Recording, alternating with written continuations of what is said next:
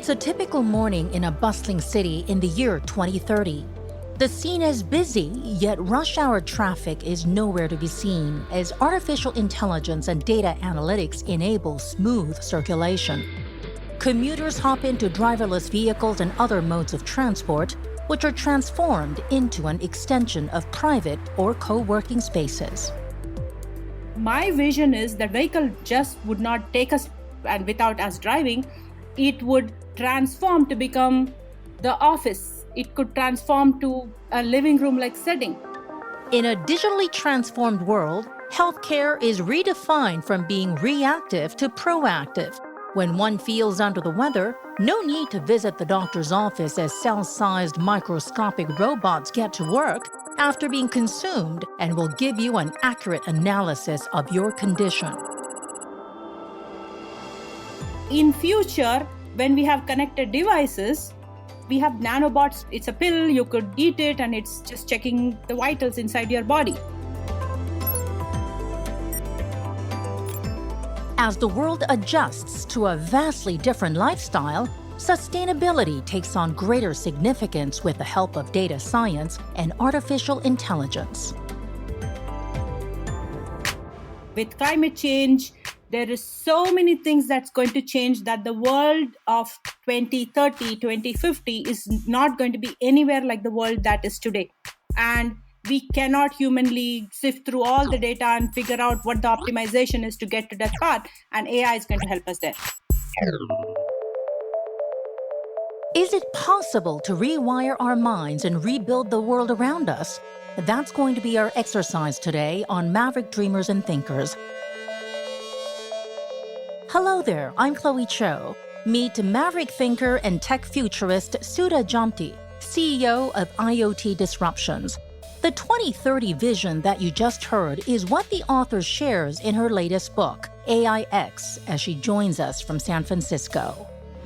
You are a tech futurist, IoT Disruption CEO, advisor. You also teach at Stanford. I mean, you're a woman wearing so many hats. You have a new book out called AIX. It's absolutely fascinating. You talk about how AI is everywhere in our lives and how it's going to become the future. I think where we are, it looks like a lot of people are waiting for IoT, AI to really take off, but things are kind of chaotic. There are people who are resisting. I think the chaos is where the opportunity is. From my research working with IoT, I found that every connected device, the connected car, is all leading us towards AI.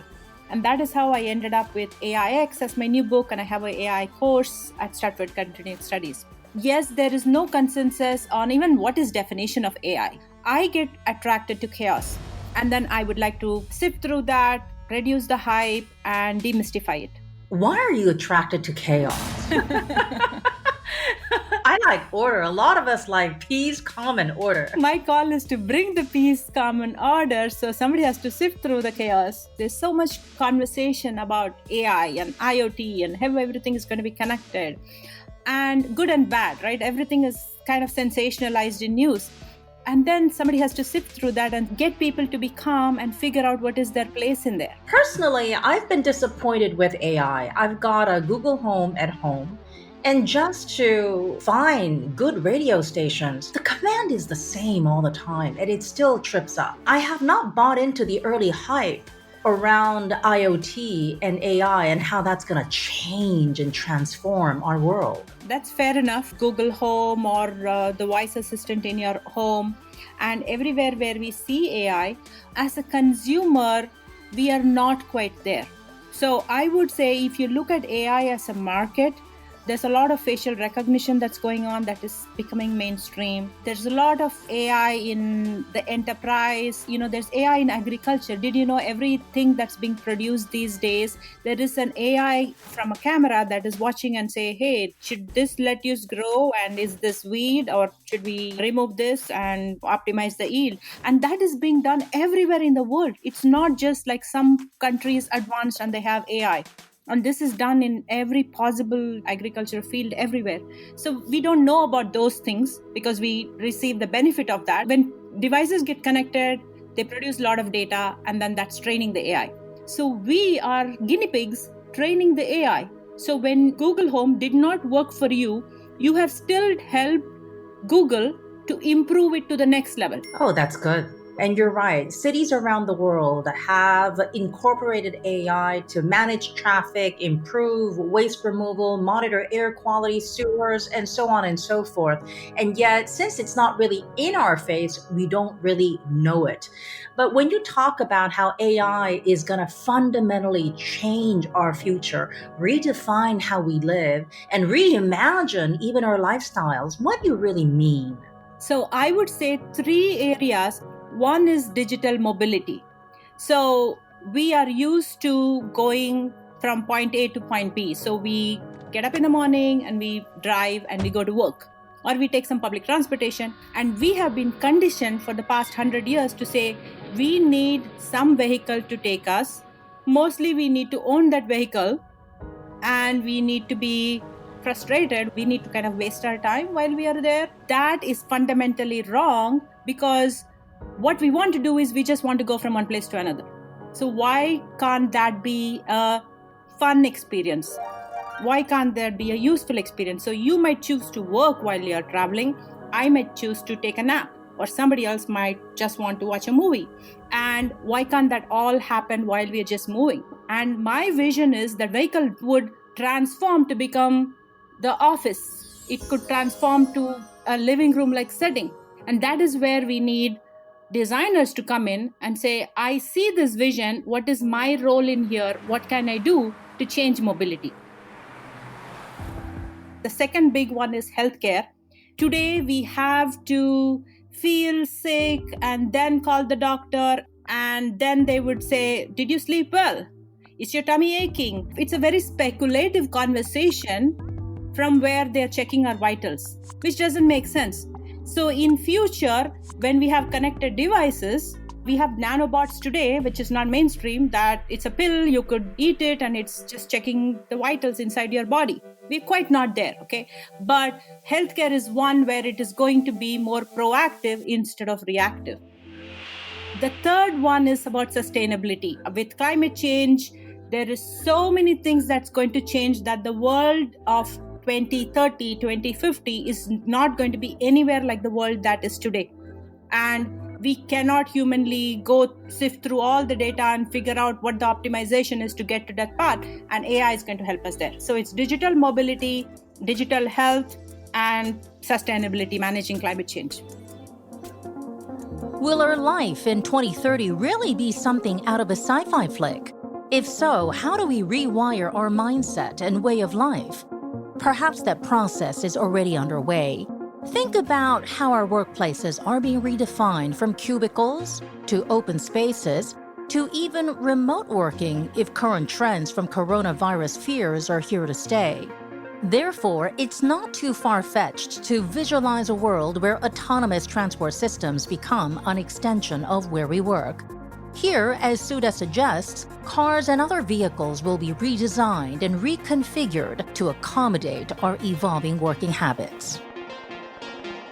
It's really about rewiring our brain, how we perceive the world around us. So if AI is about transforming our world from being reactive to predictive, whether that concerns our health or our surroundings, do you think that in an ideal AI world, AI would have been able to predict the black swan events, for example, the coronavirus? The thing with AI is it's not creating anything new. We still need humans to be creative to make something happen. So the important thing with AI is it can only look at what has happened in our past, sift through the data at a very inhuman rate, and make predictions. So if there is enough historic data leading to that prediction, AI can predict it. Otherwise, AI cannot predict it. So the short answer is AI could not have predicted this.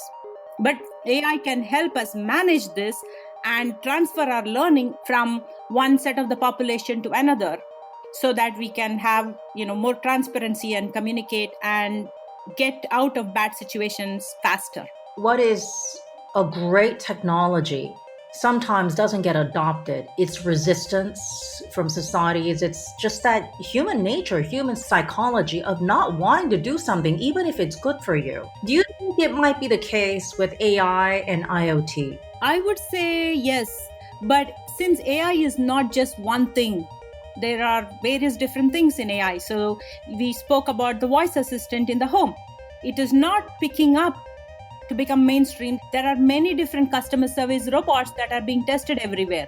There is facial recognition that's happening everywhere. So in the enterprise, if there is a clear value that it is going to save lives, is it going to say reduce cost, or is it going to fundamentally shift the business, then that is getting adopted, like the smart agriculture example I was giving. In the consumer setting, there's a lot of resistance to facial recognition. In London, there are people resisting that there are so many cameras everywhere watching us. I know in many airports in US, you can just use facial recognition and go faster through the lines, and people are accepting it. In places like San Francisco or even Los Angeles, you do see far higher levels of acceptance. But let's say you move further afield. In Asia, there might be a different level of acceptance. In Africa, in Europe, right? There's always regulation. So could it actually end up becoming a very niche thing? If we take the example of self-driving cars. So anytime I just drive outside, I see 3 different self-driving cars around me. It is pretty mainstream. People are not bothered. We have these delivery bots that are just crossing the road while we are walking. They're just around us, and we don't even bother to stop for them. They'll stop for us. So in Silicon Valley, it's a very different mindset. That is true. But you raise a very, very important point. Regulation in terms of policy that the government is coming up with is very different in different parts of the world. And so in Europe, they have very, very strict policies about data. And in US, the mindset is that we should not have too much regulation and that would hamper innovation. And in Asia, it is not, again, one thing. And I don't believe it is going to be one standard. And then there is one discussion about, hey, if US is going to allow lax regulation, then they will innovate faster. And there is a lot of innovation happening in China. And people say, hey, they don't have strict regulation on privacy like in US also. So it's a race actually in terms of AI today. Who is innovating faster? And there's a whole spectrum. And I think therein lies the opportunity to actually do this right. I do believe we have a responsibility when we are talking about AI, when we are actually building AI, we need to be aware of the impact we have on jobs, on different people, and creating inequality. If the levels are disparate worldwide, how do you get that synergy, and how do you really get that kind of growth to be transformative? So the good news is there are a lot of people who are sharing information and thinking about this as not just working for one company or one region. There is a lot more things in open source that's happening. Specifically with AI ethics, there is a group called Women in AI Ethics. They are a force. They started out saying, okay, we need to think about AI ethics and we need to influence the change. And so they published this top 100 women in AI ethics, which is a global database of women. And then now they've started building out branches. They are working with universities, companies, with governments to make sure that we think about AI ethics in the right way and build out AI right. So I do believe that at some point into the future, when we are talking about how healthcare would be different, or world would be more sustainable, or we'll have digital mobility and get to this driverless world, I think it will all normalize out. But when you talk to AI specialists, they say that it's actually mind-blowing, shocking of how companies actually do nothing about the data that they get, or do absolutely nothing simply because of a lot of red tape and fear. It is true. It is amazing. I travel around the globe. I talk to different companies, to different governments, and visit startups everywhere. And the common thread is there is so much potential with data, and companies are not tapping into it. And like you said, it's red tape, it's resistance to change. What is the value you can create from your data? What business problems can it solve? How do you actually model the data to different algorithms? And then the customer experience. And that is a very iterative journey. And it's happening in pockets in every company. I think therein lies the opportunity. AI, it is not just new technology you can build in vacuum. You can build the technology and you can make it useful only when you feed the data to it. And so companies are suddenly realizing this is not a piece of software they can buy off the shelf and say, okay, let's run with it. Now they have to go look at all their data, all their different systems, how it is set up, and then train the model to make it work for them. So it's a journey, it's a digital transformation journey, and it will take time. AI is an evolving journey that promises to reshape the 21st century, especially when paired with Internet of Things, data analytics, machine learning, and self-driving cars. As countless devices get connected, it also sets up one of the greatest threats to the modern world: cyber attacks. More than 1 billion malicious programs were registered last year, doubling the number of cases in 4 years. Just imagine, what if you're in a driverless car that gets hacked? Who controls the vehicle? You're home alone. Your connected smart TV is hacked. Before you know it, what if the entire power system shuts down?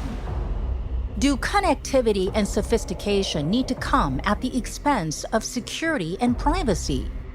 What are your thoughts about cybersecurity? As much as a lot of startups are driving IoT, trying to add a dose of convenience and comfort to everybody's lives, doesn't that actually create an amazing playground, a hacker's paradise, if all these unprotected devices are communicating each other? And now robbers and thugs, they don't even need guns anymore. All you need to do is really infiltrate one device and off we go. Yeah, that's actually very well put. It is very unfortunate. A lot of devices, they could be hacked. There are cameras watching us at traffic lights, the voice assistants, and all the fun devices that we buy. Typically, they don't come with cybersecurity built in.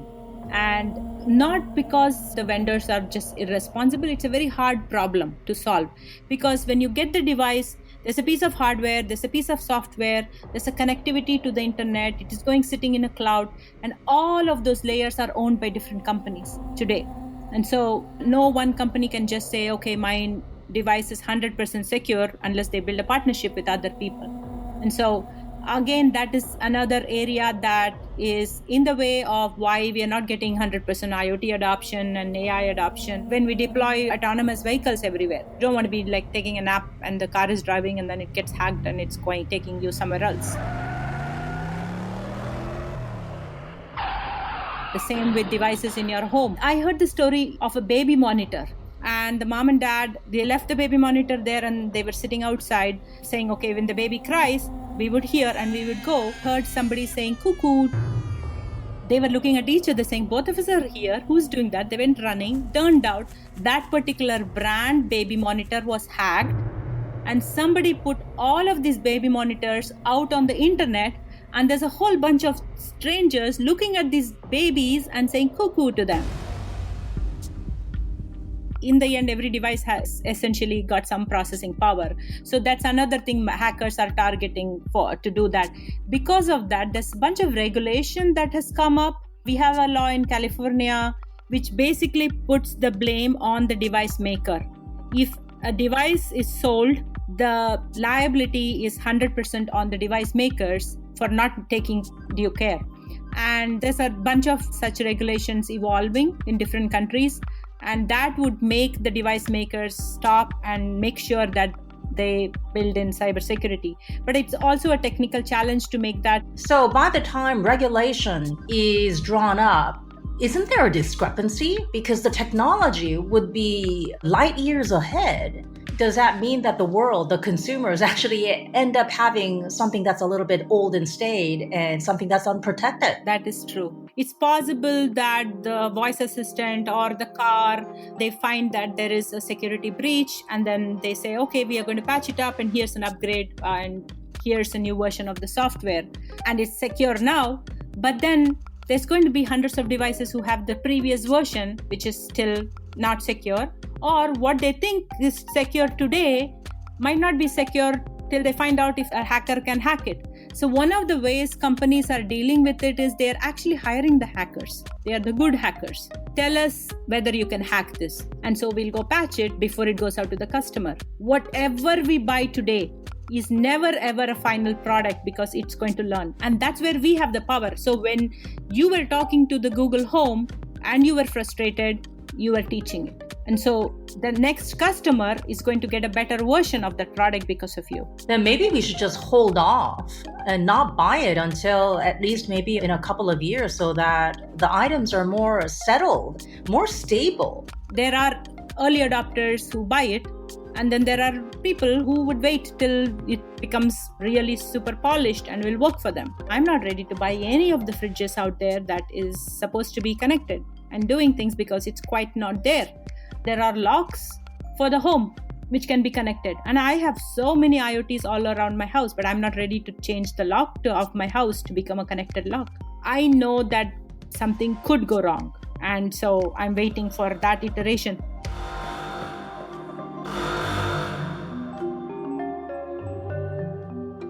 AI is still in its infancy, and some years into the future, artificial intelligence will be far more polished and intelligent. Sudha and other AI experts see that happening within 10 to 30 years, making things possible far beyond the limits of our imagination. For example, one day, parts of the human brain are seen being replaced with chips, eventually resulting in a complete merging of consciousness with computing. Is this a far-fetched future or a disturbing thought?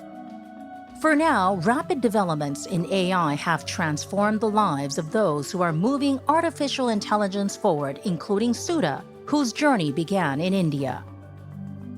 It's really taken your life on a completely different journey. How did you get into this topic of technology, this topic of AI? Back in the days, women and engineers were more rare than, I would say, I don't know, penguins. Yeah, it's like an extinct species. I'm an engineer by training, which was so long ago. So I have a computer science engineering degree, and I was very fascinated with the possibilities with the internet, and I wanted to make a bigger business impact. So I moved out of engineering. I went and did an MBA in Boston University. I focused on marketing and strategy. But my journey was to get closer to the customer and to figure out what can I contribute towards the business side. My love of data brought me to analytics. So within my career, I've had multiple roles. And then I ended up taking a sabbatical from eBay. I was just going to write a book about IoT and go back to my corporate job. But once I researched and found out how big IoT and the possibilities of how it was going to change the world, I just couldn't go back. So one of the things I did was I wrote my first book 5 years back about IoT called IoT Disruptions. And then because of my background with data and product, I tied it together, and then that led me to AI. And so that's how, I don't know about the penguin comparison, but that's funny. But I think there are a lot of smart women who are working in every aspect of AI. The good thing is, because all the different jobs today need to come together to build AI for companies, to make AI successful for the company. So I think here's an opportunity to bring more penguins or more women into the AI world.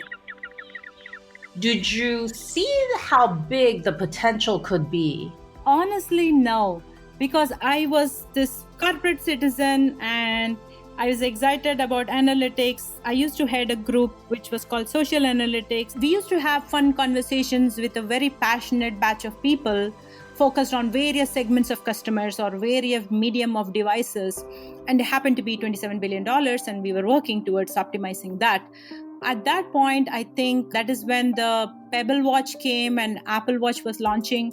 So I remember the trigger point for me was we were having this discussion saying we have iPhone, iPad, Android, mobile web interface. Now we need to add an Apple Watch interface. And I realized that the customer who is walking around with the mobile phone and shopping for eBay is very different from the customer who's wearing a watch and a wearable or a Fitbit and running with the device or doing something with the device. And their needs are different, and what we can do to serve them is so different. So that made me think about IoT. I just knew the potential of mobility, that it is not just the phone as a device, the watch as a device. It could take any other form. And the very first time after my IoT Disruptions book, when I taught the IoT course at Stanford Continuing Studies, I made my students come up with various different projects, guided them to build various different IoT businesses. And it was mind-blowing about the possibilities. I had one student, a male, whose wife had just had a baby. He said he wanted to build an IoT diaper. And then there was somebody else, he wanted to make something useful, that the washer dryer gets broken often and he wants to put some IoT device to manage the pressure. Somebody else was building some traffic monitoring system so we could seamlessly keep driving. And there was a lot of different ideas and businesses that came out of a single class. I think that was the aha moment for me, saying, okay, this is huge. You also talk about in your book that AI goes far beyond automating repetitive jobs and that it really gives us the power to redefine our future. Your personal life journey has completely transformed from 10, 20 years ago. What kind of future do you envision? I would say 2030 is my magical number, where I see we have a big connected world with the kind of digital mobility and sustainability and the whole digital health. For that to become mainstream from a consumer perspective, it would get us to 2050, I would say. In terms of size, I would say this is from PwC. They are estimating $17 trillion as the impact from AI. So it's going to be new jobs, new business growth, new way of living. Obviously, not dealing with problems like traffic and going on doctor visits and things like that. And hopefully, the fridge would stock itself and I would have a male assistant. You would have a male assistant who would vacuum your house. So how does one get started? I hope you would draw inspiration from what is possible and find your role. It doesn't matter what you're doing today. I believe whatever skills you come up with, whatever field you work in, you might not be a technologist, you might be working on sales, it doesn't matter. I can tell you there is a role for you and we need you to humanize the AI, to do this right, to create the potential possibility that we are talking about. If people reach out to me, I will find the time to help them figure out their transferable skills or give them pointers on where they could go. So hopefully, people hearing this who are motivated to find their place in all this to build this world of AI. Take note, AI is an evolving story with a geopolitical twist. Much of its fascinating trajectory is taking on complicated dimensions as two AI frontrunners, the US and China, tussle for supremacy to set global standards for a technology that'll determine the future balance of the two superpowers. A winner will probably emerge by the end of this decade and go on to rule the world until 2100. Will it be the case? In a manic year gripped by a virus scare and oil shock less than 4 months in, we may not sense it, but perhaps we're staring at a critical moment of choice and opportunity.